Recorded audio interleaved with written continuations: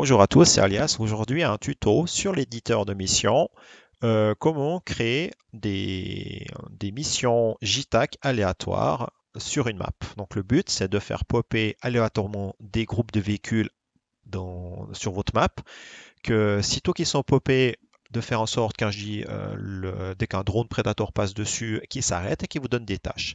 Donc, on a deux phases dans cette création de mission. La première phase, c'est de savoir comment on peut faire activer des groupes aléatoires sur la map. Et la deuxième, comment est-ce qu'on pourra faire en sorte que votre Predator s'arrête et indique des tâches à votre appareil, que ce soit un A10, que ce soit un FA18, etc.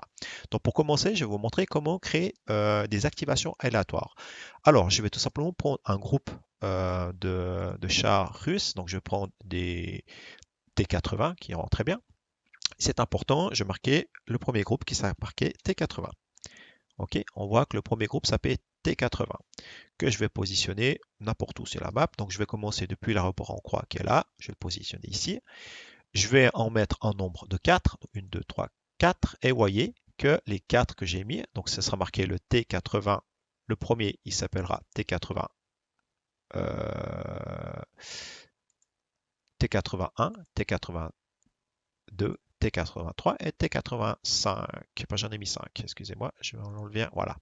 D'accord? On a tous les numéros. Donc ça veut dire le 1, le 2, le 3, le 4, etc. Ce groupe ici, premièrement, pour qu'il apparaisse aléatoirement, je vais tout simplement déjà faire une activation retardée. Ça veut dire qu'il n'apparaîtra pas sur la map, donc je le donne par l'ordre avec des triggers. Je vais copier ce groupe, donc je vais sur mon groupe d'unités, je fais CTRL-C, et je vais faire CTRL-V juste après, ici. Je vais les mettre assez proches, de façon à ce que vous voyez que dans mon explication, ça soit plus rapide. Sinon, après, il est clair que vous allez les disposer un peu partout sur la map. Mais plus vous les écartez, plus votre Predator, par la suite, vous verrez, prendra du temps à passer dessus, à les survoler. Mais là, je vais vraiment les mettre à la suite. Donc là, je vais mettre dessus 5 groupes. Pour que ça aille plus vite, je vais mettre que 5 groupes. Donc le groupe 1, donc là, on voit que le groupe 2, c'est marqué T81, T81. Je vais en mettre 4 aussi, donc 1, 2, 3, 4, et il s'appellera T81-1, T81-2, chaque unité aura son nom. Je recommence le groupe, reprendre celui-là, copier, je vais mettre juste après, CTRL-V, ici. Donc on voit qu'aussi, je vais en mettre 4, voilà, ce sera le groupe T82, donc on en a déjà 4, 3, encore CTRL-V ici et ici, voilà. Donc là, on a le groupe T82, là T83, et là le T84, celui-ci c'était le T80 tout simple. Donc on a 5 groupes. On voit que les 5 groupes sont en activation retardée. Et moi maintenant le but c'est vous montrer comment faire apparaître un de ces 5 groupes aléatoirement. Donc pour ça je vais tout simplement dans les triggers. Dans les triggers je vais sélectionner activation une fois, donc un déclencheur une fois. Et ici je vais prendre aléatoire. Donc vous verrez c'est important, aléatoire fonctionne uniquement avec le fameux déclencheur, donc l'action groupe aléatoire, marqueur aléatoire. Alors ce que je vais vous montrer, c'est que ces marqueurs aléatoires actuellement, on a 10% de chance que ce marqueur aléatoire, marqueur 1, valeur de 0 à 100 s'active. Moi j'en ai pas besoin d'autant que ça, vu que j'ai 5 groupes. Donc je veux que le marqueur 1 ait 5 variantes. Donc ça veut dire que je vais commencer depuis la valeur 1 à la valeur 5. Donc j'aurai le marqueur 1 qui va popper, mais ce marqueur 1 aura une valeur soit de 1, de 2, de 3, de 4 ou de 5. Et ici, ce marqueur aléatoire à 10%, c'est-à-dire que là maintenant j'ai seulement 10% de chance qu'un de ces marqueurs pop. Non, là je vais le mettre à 100%. Je veux 100% de chance qu'un de ces 5 apparaisse. Voilà, vous avez vu, c'est simple. Donc là je marque aléatoire 100% et ici je crée une variante de 5 possibilités sur le marqueur 1. Maintenant, ce que je veux faire, c'est que dès que mon début de mission arrive et que mon marqueur va popper, je veux qu'il y ait une action qui fasse déclencher un des 5 groupes. Donc pour ça, je recrée un trigger que je vais appeler tout simplement T80, comme ça on sait que vous pouvez l'appeler comme vous voulez, c'est égal. Et ici, je vais tout simplement sélectionner tac, je vais tout simplement sélectionner euh, marqueur égal. Marqueur égal. marqueur égal, ça veut dire que sitôt que mon marqueur 1 avec valeur 1, ben, ça fera popper, ben, c'est simple, groupe activé, le groupe T80. Je recopie 4 fois, je veux dire, ces triggers-là, vu que j'ai 5 groupes, donc 1, 2, 3, 4 et 5. D'accord? 1, 2, 3, 4 et 5. Donc on voit que le premier, c'était le marqueur 1, valeur 1, T80 qui pop. Le deuxième, je marquais marqueur 1, valeur 2. Ce sera le groupe 2 qui va popper, donc il y a un groupe 1. Le 3, ce sera valeur 3, ce sera le 2. Ici, on va marquer valeur 4, ce sera le groupe 3. Et le dernier, valeur 5. Vous voyez, valeur 5. Et mon dernier groupe, le 4. On peut contrôler. Donc, le 1, ce sera le T80, le 1, le 2, le 3, le 4. Donc, ce qui est bien pratique, vous cliquez sur votre premier trigger et avec les flèches plus ou moins, vous pouvez directement passer dessus et vous contrôlez que tout suive. Donc, ouais, j'ai mes 5 groupes qui vont partir. Voilà. Maintenant, je vais vous montrer directement in-game que un des 5 va apparaître. Donc, je vais lancer la mission. Je vais juste l'enregistrer dans mon test JTAC. Et on regarde ce qui se passe directement in-game. Début de mission. J'aurai un des 4 qui va apparaître. MDF10. Donc on voit que c'est le groupe ici qui est apparu. C'était le groupe T84. Je fais Shift R pour relancer la mission. Si j'ai envie de relancer la mission, vous verrez que le deuxième groupe qui va apparaître, ce ne sera pas le même avec un peu de chance. Hop, F10. Voilà, c'est le groupe 2 qui apparaît. Pour vous montrer, je relance une dernière fois la mission et vous verrez que ce sera encore une fois un autre groupe d'appareils qui va popper. Voilà, F10, et ici c'est le groupe 4, etc., etc. Voilà, on voit que mon premier trigger fonctionne. Maintenant, je vais retourner dans l'éditeur de mission et je vais vous montrer l'utilité avec un drone. Qu'est-ce qui va se passer avec mon drone? Ce que je vais faire, c'est que je vais prendre un drone Predator, ce drone Predator en russe, chez la coalition bleue, je vais changer le nom, je vais marquer Predator. Predator, pardon. Ok, je vais important toujours aussi renommer le pilote Predator, ce sera beaucoup plus facile dans l'exécution de mes tâches. Et je vais le positionner ici. Voilà, je vais le mettre une altitude de 20 000 pieds, qui est largement qui est correct pour un Predator. Et sa vitesse de déplacement, je vais mettre au maximum 119, donc 120, ce sera 119. Voilà.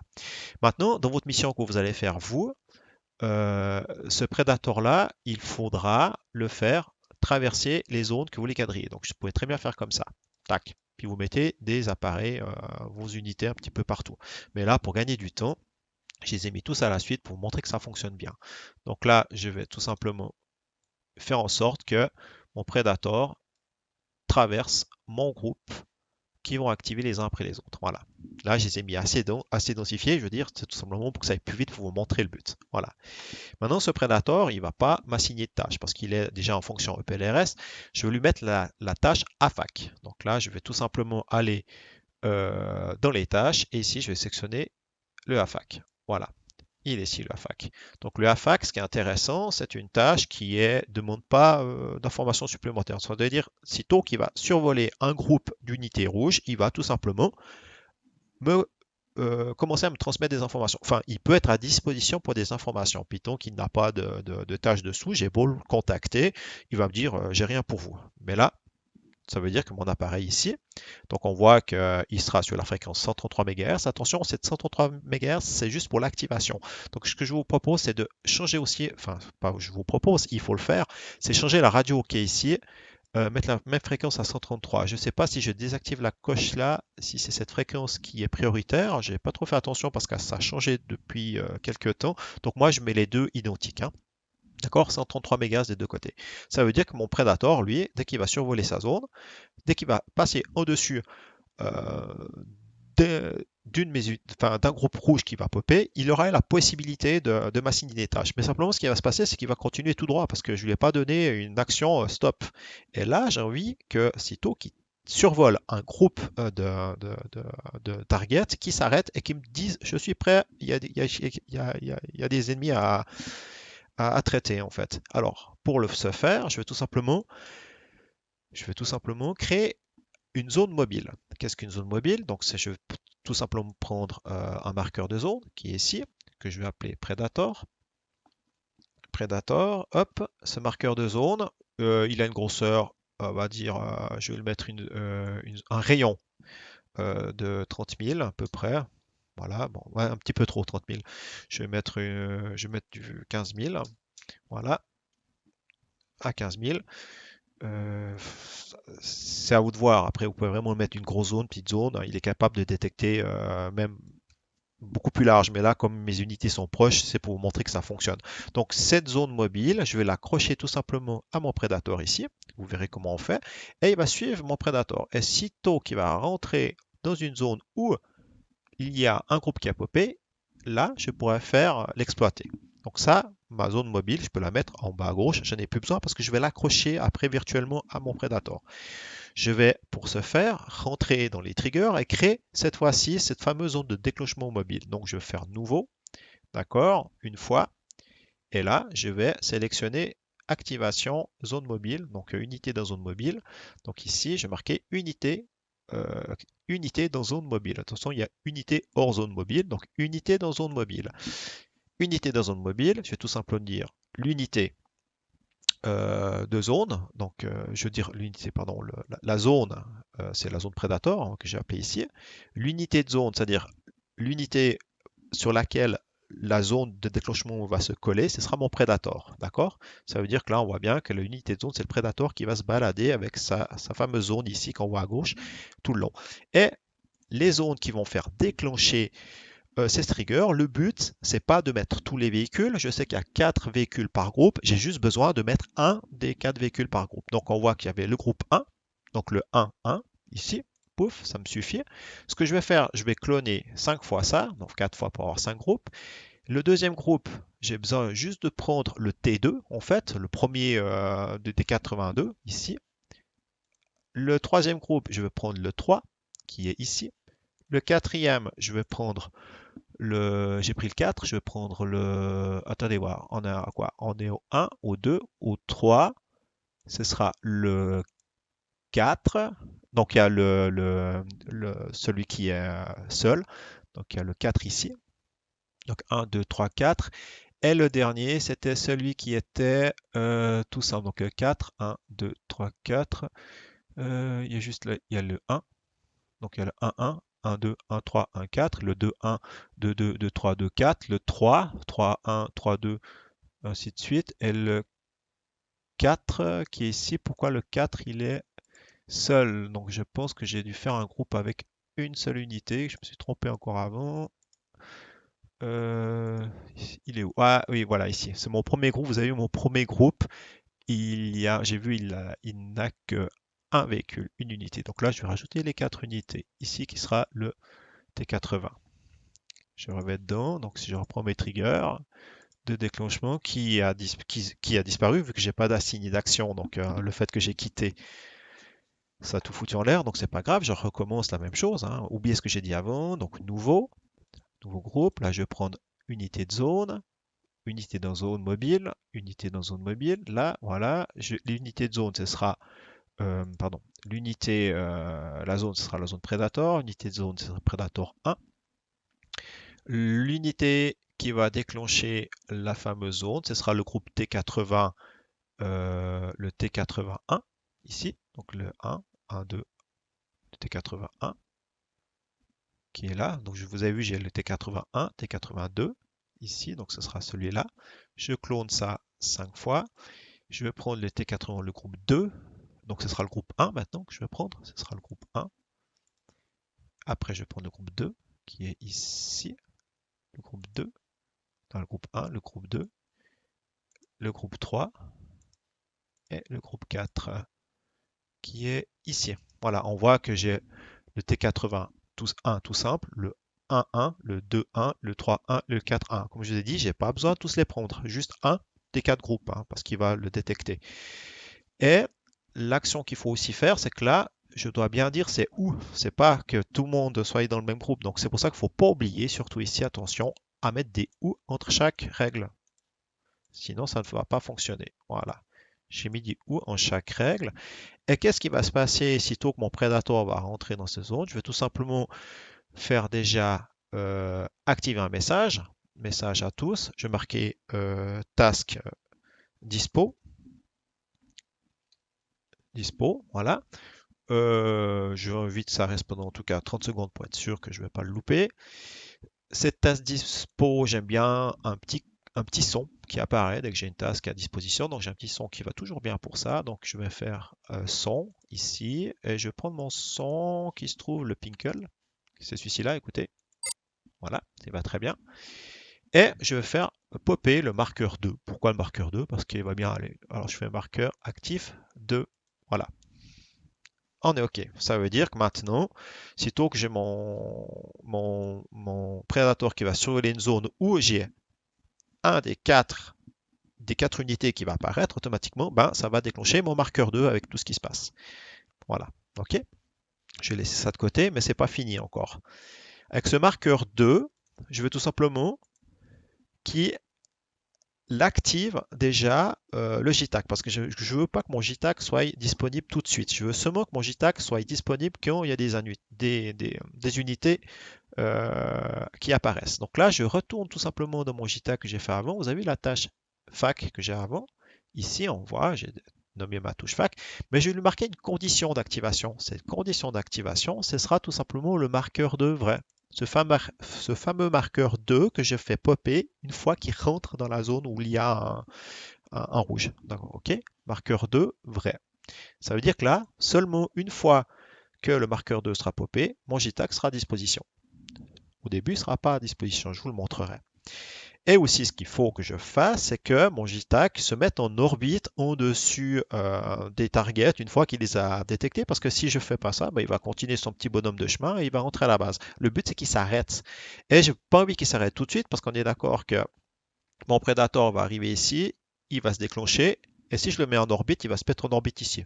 Moi, j'aimerais qu'il se mette en orbite vraiment là-dessus. Donc là, je vais faire un petit déphasage de 60 secondes entre l'activation de la radio et l'activation de l'orbite.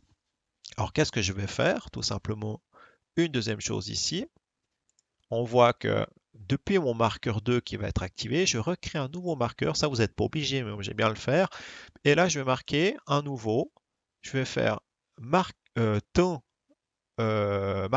marqueur temps, le temps après marqueur. C'est quoi? C'est temps depuis marqueur. Et je vais marquer temps depuis marqueur 2, je vais mettre 60 secondes. Qu'est-ce qui va se passer après ces 60 secondes? Ben, je vais faire popper le marqueur 3, qui aura une autre fonction. Donc là, je vais marquer marqueur 3 activé. Marqueur 3 activé. Voilà. Et ce marqueur 3 activé, qu'est-ce que je vais faire? Ici, je vais ajouter encore une tâche à mon drone que je vais mettre tout simplement orbiter. Mais simplement, cette orbite, je vais lui mettre une condition, qu'elle soit active seulement une fois que le marqueur 3 est OK. Vous avez compris? Le marqueur 2 va déclencher ma task fac et le marqueur 3, une fois qu'il sera déclenché, 60 secondes après le marqueur 2, va activer son orbite. Voilà. Là, on est OK avec ça. Donc, on voit un petit peu comment ça va se passer. Et il me reste plus que maintenant à tout simplement à mettre mon appareil pour ma mission. Donc là, je vais prendre mon FA18 par exemple. Ce FA18, je vais juste le poser juste là. Je vais le mettre à une altitude de 25 000 pieds. Vous verrez, attention, je vais le faire pause active, comme ça j'aurai bien le temps de voir ce qui se passe. Donc 25 000 pieds, je vais le faire en sorte que c'est moi qui est le pilote. Je vais rentrer tout simplement, lui mettre un armement. Je vais lui mettre, pour vous montrer, je vais mettre avec le targeting pod. Voilà, on est OK. Puis là, bah, on est prêt à lancer la mission pour voir si ça fonctionne. Donc hop. Alors je vais mettre pause active. Euh, sur la mission, on voit, ben voilà, c'est mon groupe de les T84 qui ont popé, mon Predator qui est là, qui fait son bout de chemin. Je vais juste rentrer dans le menu radio 133 MHz pour vous montrer qu'actuellement le Predator n'est pas disponible à la communication. Vous voyez, il n'y a rien du tout au niveau du Predator, c'est-à-dire que il n'y a pas de tâches encore qui sont là pour assigner des targets. Donc là, menu F10, et je vais tout simplement avance rapide jusqu'à ce que mon Predator arrive dans la zone DT80. Donc là, on continue. Donc j'avance, hein. Vous verrez qu'une fois qu'il sera dans que mon fameux zone de marqueur va popper, j'ai mon message qui va arriver. Hop, c'est le cas. Et 60 secondes après, il va se mettre en orbiter. Donc on va voir, 60 secondes après, hop, orbite, comme je vous ai montré avant, et là il va se mettre en orbite. Si je reviens dans ma sur mon FA18 cette fois, je vais comme menu radio, je vais prendre cette fois le JTAC et je vais lui demander que je suis sur zone.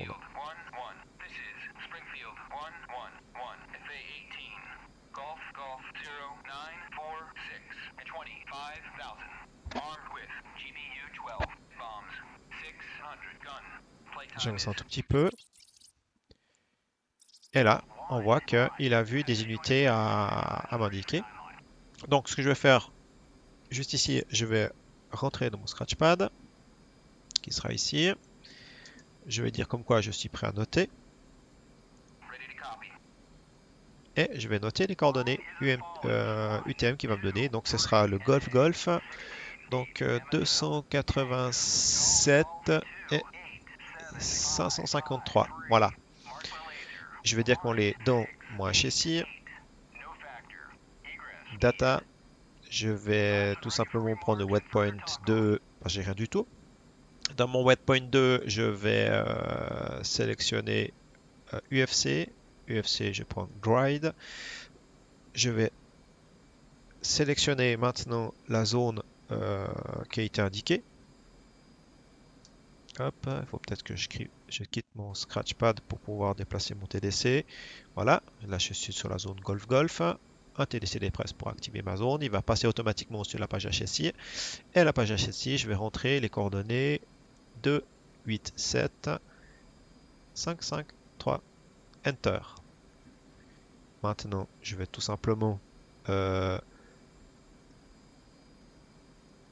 mettre mon HSI en bas. C'est waypoint 2, prendre mon pot de FLIR et je vais faire waypoint designation. Et là, normalement, je dois voir mes targets dans le secteur. Ils sont où? Bah, ils sont là. Voilà. Voilà comment on peut faire une mission JTAC aléatoire assez facilement pour un petit peu diversifier ces missions. C'était Alias, je vous souhaite une bonne journée, à bientôt pour un prochain tuto. Bye bye.